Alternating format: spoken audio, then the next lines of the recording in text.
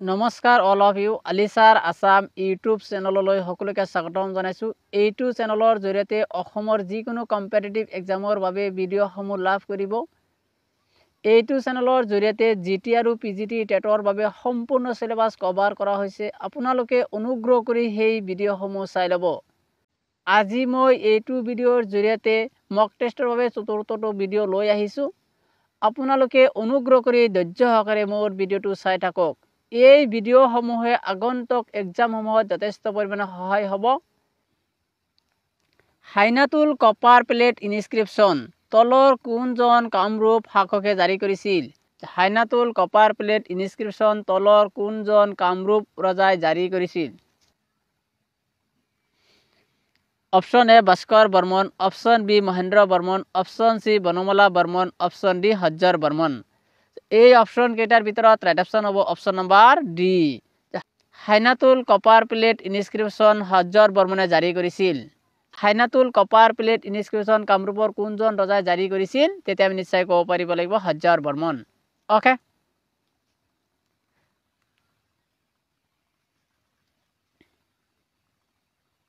অসমত গঠন হোৱা প্ৰথম স্বায়ত্তশাসিত পৰিষদৰ নাম কি? অসমত গঠন হোৱা প্ৰথম স্বায়ত্তশাসিত পৰিষদৰ নাম কি?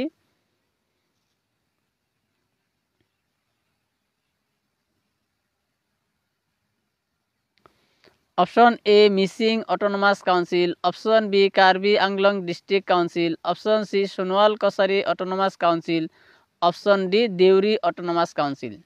এই অপশ্যন কেইটাৰ ভিতৰত ৰাইট অপশ্যন হ'ব option number B.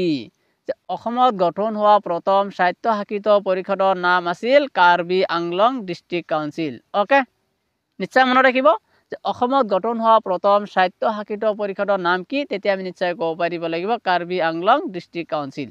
Okay, Assam ৰাজ্যৰ আইনৰ অধীনত অসমত কিমানখন স্বায়ত্তশাসিত পৰিষদ আছে? অসম ৰাজ্যৰ আইনৰ অধীনত অসমত কিমানখন স্বায়ত্তশাসিত পৰিষদ আছে?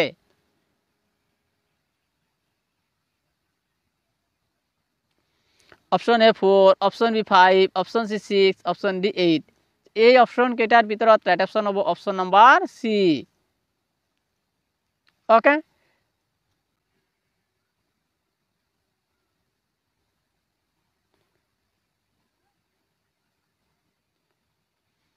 ইংৰাজে পোনপ্ৰথমে বন্দী কৰি থোৱা আহোম ৰজা কোন আছিল?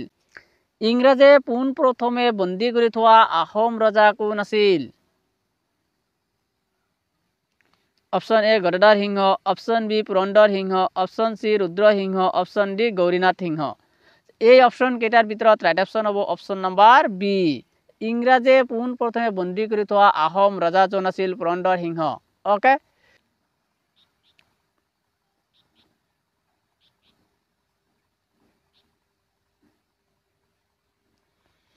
মান ৰজা বডৌপায়াৰ আহোম ৰাণীগৰাকীৰ নাম কি? মান ৰজা বডৌপায়াৰ আহোম ৰাণীগৰাকীৰ নাম কি আছিল? Option A Rani Phuleshwari, option B Hem Aideu, option C Mula Gabharu, option D Sarbeswari. এই অপশ্যন কেইটাৰ ভিতৰত ৰাইট অপশ্যন হ'ব অপশ্যন নম্বৰ বি। মান ৰজা বডৌপায়াৰ আহোম ৰাণীগৰাকীৰ নাম আছিল হেম আইদেউ। Okay,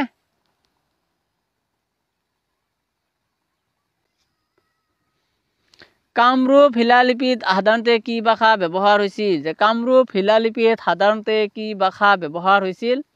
option A Pali, option B Assamese, option C Sanskrit, option D Rajbongshi. এই অপশ্যন কেইটাৰ ভিতৰত ৰাইট অপশ্যন হ'ব অপশ্যন নম্বৰ চি। কামৰূপ শিলালিপিত সাধাৰণতে সংস্কৃত ভাষা ব্যৱহাৰ কৰা হৈছিল। নিশ্চয় মনত ৰাখিব কামৰূপ শিলালিপিত সাধাৰণতে কি ভাষা ব্যৱহাৰ হৈছিল? তেতিয়া আমি নিশ্চয় ক'ব পাৰিব লাগিব Sanskrit. Okay, The Burunjis are option A autobiography writings of the Ahom rulers, option B diaries written by the monarchs, option C chronicles, option D none of the above। এই অপশ্যন কেইটাৰ ভিতৰত ৰাইট অপশ্যন হ'ব option number C যে chronicles। Okay,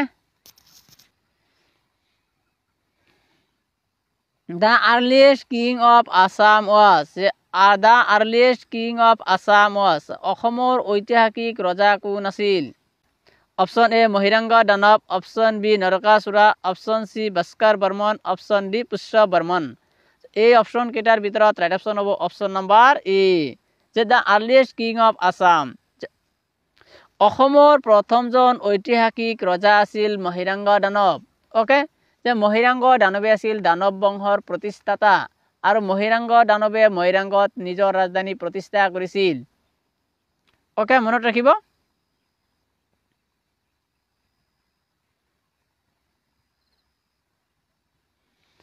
মহাভাৰতত lord of the মেলেচ্ছা উপাধি কাক দিয়া হৈছিল যে মহাভাৰতত লৰ্ড অফ দ্য মেলেচ্ছা উপাধি কাক দিয়া হৈছিল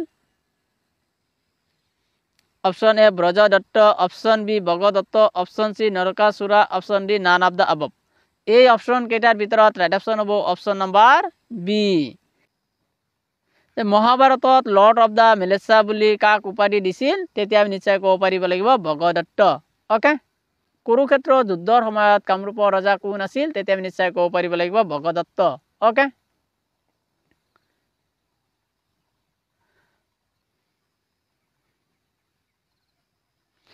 কোচ হাজোৰ প্ৰথম ৰজা কোন আছিল যে কোচ হাজোৰ প্ৰথম ৰজা কোন আছিল option A Naranarayan option B Parikshit Narayan option C Raghudev option D Biswa Singha এই অপশ্যন কেইটাৰ ভিতৰত ৰাইট অপশ্যন হ'ব অপশ্যন নম্বৰ চি কোচ হাজোৰ প্ৰথম ৰজা আছিল ৰঘুদেৱ ওকে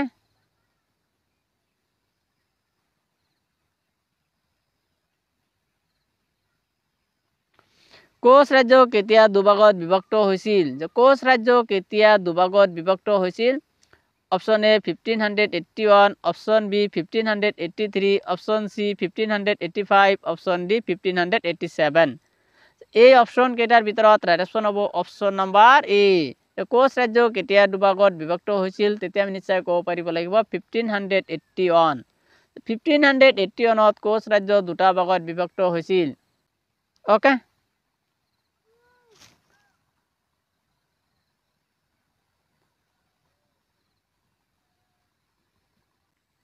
ৰালফ ফিটছে কেতিয়া কোচ ৰাজ্য ভ্ৰমণ কৰিছিল ৰালফ ফিটছে কেতিয়া কোচ ৰাজ্য ভ্ৰমণ কৰিছিল option A 1581 option B 1583 option C 1585 option D 1587 এই অপশ্যন কেইটাৰ ভিতৰত ৰাইট অপশ্যন হ'ব অপশ্যন নম্বৰ চি ৰালফ ফিটছে কেতিয়া কোচ ৰাজ্য ভ্ৰমণ কৰিছিল তেতিয়া আমি নিশ্চয় ক'ব পাৰিব লাগিব 1585 ৰালফ ফিটছে 1585ত মহাৰাজ নৰনাৰায়ণৰ শাসনকালত কোচ ৰাজ্য ভ্ৰমণ কৰিছিল okay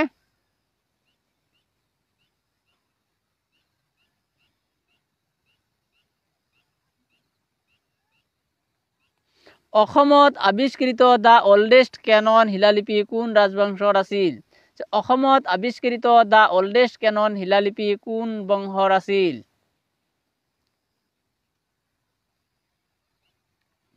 option A Varman dynasty option B Koch dynasty option C Ahom dynasty option D Pala dynasty এই অপশ্যন কেইটাৰ ভিতৰত ৰাইট অপশ্যন হ'ব option number B the oldest known ইনস্ক্ৰিপশ্যনটো কোনটো ৰাজবংশৰ আছিল তেতিয়া আমি নিশ্চয় ক'ব পাৰিব লাগিব কোচ ডাইনেষ্টি ওকে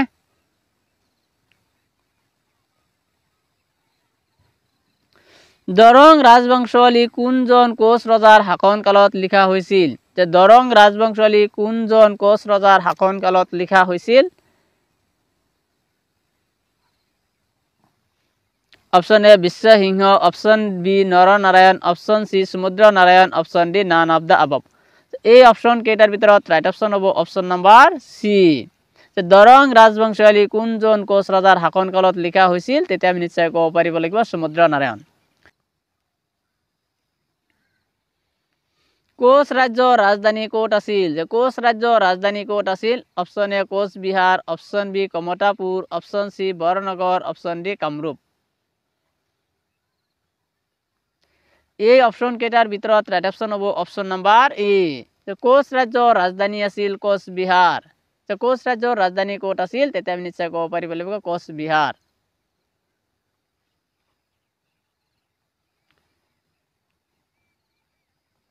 কামৰূপৰ বিক্ৰমাদিত্য বুলি কাক কোৱা হয় যে কাক কামৰূপৰ বিক্ৰমাদিত্য বুলি কোৱা হয় option A Chila Rai, option B Naranarayan, option C Biswasingha, option D Samudra Narayan.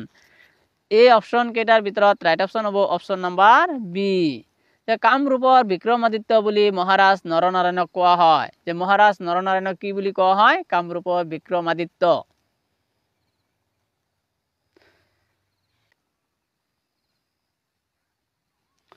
Treaty of Majuli কেতিয়া স্বাক্ষৰিত হৈছিল? কেতিয়া ট্ৰিটি অফ মাজুলী স্বাক্ষৰিত হৈছিল? Option A 1663, option B 1669, option C 1671, option D 1563। এই অপশন কেইটাৰ ভিতৰত ৰাইট অপশন হ'ব option number D. Treaty of Majuli কেতিয়া স্বাক্ষৰিত হৈছিল? তেতিয়া আমি নিশ্চয় ক'ব পাৰিব লাগিব 1563 ট্ৰিটি অফ মাজুলী স্বাক্ষৰিত হৈছিল।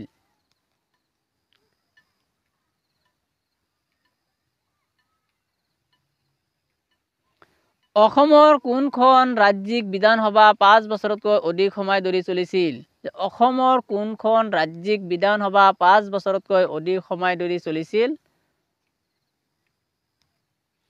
Option A 3rd assembly, option B 4th assembly, option C 5th assembly, option D 6th assembly. এই অপশন কেইটাৰ ভিতৰত ৰাইট অপশন হ'ব অপশন নাম্বাৰ সি। অসমৰ কোনখন ৰাজ্যিক বিধানসভা 5 বছৰতকৈ অধিক সময় চলিছিল? তেতিয়া আমি নিশ্চয় ক'ব পাৰিব লাগিব 5th এছেম্বলি। ওকে। অসমৰ প্ৰথমটো লোক আদালত কোনটো আছিল? অসমৰ প্ৰথমটো লোক আদালত কোনটো আছিল? Option A Barpeta, option B Hajo, option C Kamrup, option D Nalbari. এই অপশন কেইটাৰ ভিতৰত ৰাইট অপশন হ'ব অপশন নাম্বাৰ বি। অসমৰ প্ৰথমটো লোক আদালত আছিল হাজো। ওকে। অসমৰ প্ৰথম ডিজিটেল গাঁও কোনখন? অসমৰ প্ৰথমখন ডিজিটেল গাঁও কোনখন? Option A Chartebari, option B Chetanguri, option C Sualkuchi, option D none of the above. এই অপশন কেইটাৰ ভিতৰত ৰাইট অপশন হ'ব অপশন নাম্বাৰ বি।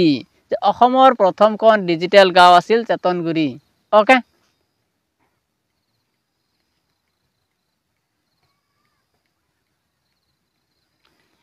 আৰম্ভণিতে অসম বিধানসভাত কিমানজন সদস্য আছিল? আৰম্ভণিতে অসম বিধানসভাত কিমানজন সদস্য আছিল? Option A 75, option B 108, option C 114, option D 126। এই অপশন কেইটাৰ ভিতৰত ৰাইট অপশন হ'ব অপশন নাম্বাৰ বি। আৰম্ভণিতে অসম বিধানসভাৰ সদস্য আছিল 108। ওকে।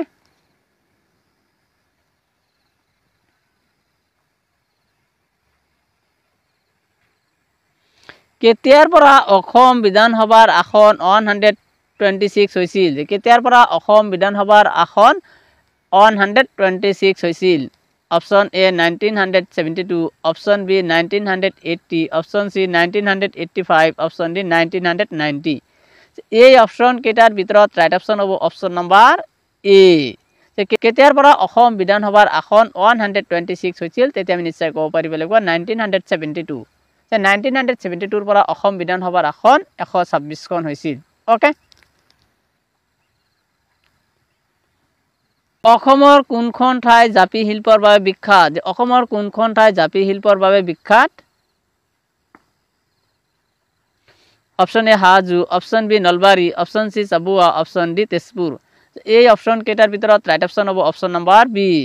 অসমৰ কোনখন ঠাই জাপি শিল্পৰ বাবে বিখ্যাত? তেতিয়া আমি নিশ্চয় ক'ব পাৰিব লাগিব নলবাৰী। ওকে। নলবাৰীখন হৈছে জাপি শিল্পৰ বাবে বিখ্যাত ঠাই।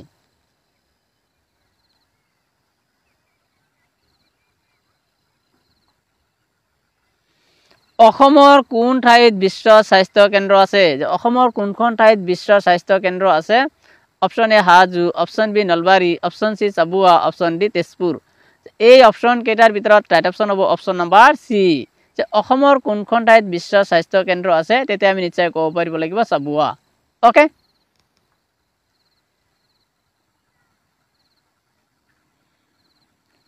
কোনজন ব্যক্তিক অসমৰ ক্ৰীড়াৰ পিতৃ বুলি জনা যায়? অসমৰ কোনজন ব্যক্তিক ক্ৰীড়াৰ পিতৃ বুলি জনা যায়? Option A Radha Gobinda Baruah, option B Dhyan Chand, option C Bhogeswari Baruah, option D none of the above. এই অপশন কেইটাৰ ভিতৰত ৰাইট অপশন হ'ব option number A.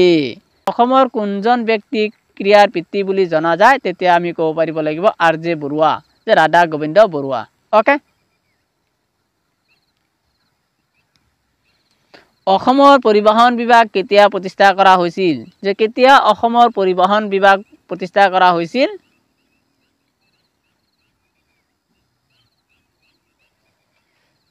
Option A 1935 option B 1842 option C 1947 option D 1948 এই অপশন কেইটাৰ ভিতৰত ৰাইট অপশন হ'ব অপশন নাম্বাৰ ডি যে কেতিয়া অসম পৰিবহণ বিভাগ প্ৰতিষ্ঠা কৰা হৈছিল তেতিয়া আমি নিশ্চয় ক'ব পাৰিব লাগিব 1948 ওকে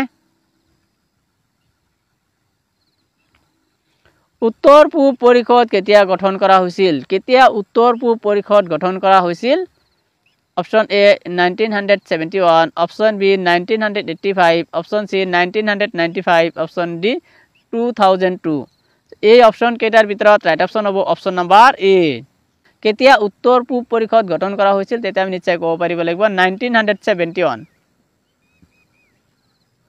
ওকে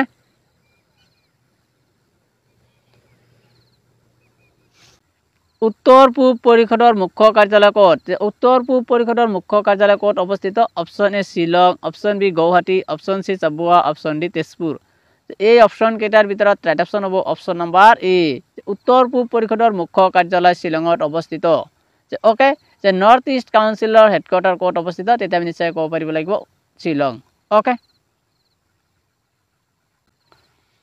উত্তৰ পূব পৰিষদত ছিকিম কেতিয়া অন্তৰ্ভুক্ত হৈছিল যে উত্তৰ পূব পৰিষদত ছিকিম কেতিয়া অন্তৰ্ভুক্ত হৈছিল option A 2000 option B 2002 option C 2003 option D 2004 এই অপশন কেইটাৰ ভিতৰত ৰাইট অপশন হ'ব অপশন নাম্বাৰ বি উত্তৰ পূব পৰিষদত ছিকিম 2002 চনত অন্তৰ্ভুক্ত হৈছিল 2002 চনত ছিকিমে উত্তৰ পূব পৰিষদৰ এখন ৰাজ্য হিচাপে অন্তৰ্ভুক্ত হৈছিল okay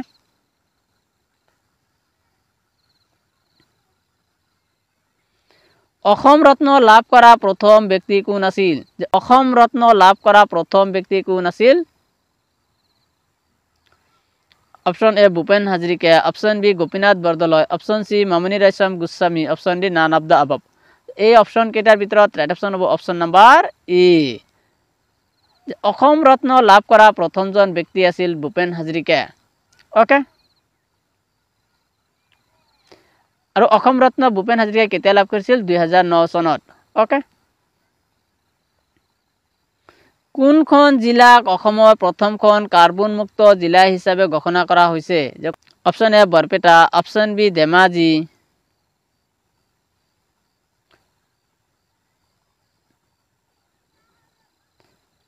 option C Majuli option D Jorhat এই অপশন কেইটাৰ ভিতৰত ৰাইট অপশন হ'ব অপশন নাম্বাৰ C অসমৰ কোনখন জিলাক কাৰ্বন মুক্ত জিলা হিচাপে ঘোষণা কৰা হৈছে তেতিয়া আমি নিশ্চয় ক'ব পাৰিব লাগিব মাজুলী ওকে আপোনালোকে জিটি আৰু পিজিটি টেটৰ বাবে মোৰ চেনেলৰ ভিডিঅ'সমূহ চাব পাৰে এইটো চেনেলত জিটি আৰু পিজিটি টেটৰ বাবে সম্পূৰ্ণ সিলেবাস কভাৰ কৰা হৈছে আগন্তুক এক্সামসমূহত এই ভিডিঅ'সমূহে যথেষ্ট পৰিমাণে সহায় কৰিব ভিডিঅ'সমূহ ভাল পালে অনুগ্ৰহ কৰি মোৰ চেনেলটো সাবস্ক্ৰাইব কৰিব থ্যাংক ইউ এভৰিওয়ান